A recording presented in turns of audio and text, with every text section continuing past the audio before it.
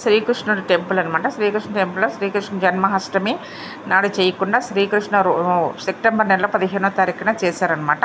అంటే శ్రీకృష్ణ జన్మాష్టమి అంటే రోహిణి నక్షత్రాన్ని బట్టి శ్రీకృష్ణుడికి జన్మాష్టమి చేశారు, అష్టమి నాడు కాకుండా.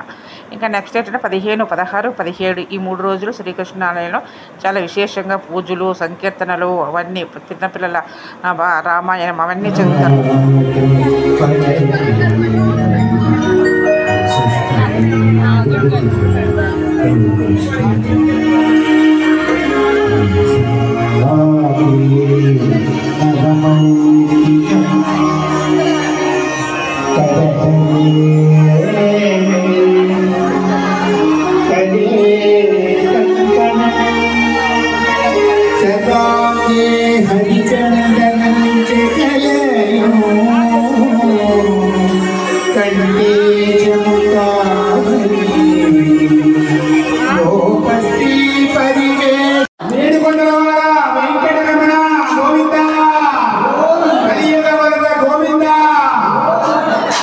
మరి కార్యక్రమానికి ఇచ్చేసినటువంటి పెద్దలందరికీ నమస్కారం తెలియజేసుకుంటూ నేను ఎప్పుడు మాకేమంటే అప్పుడు ఇచ్చేస్తే బాబు ఒక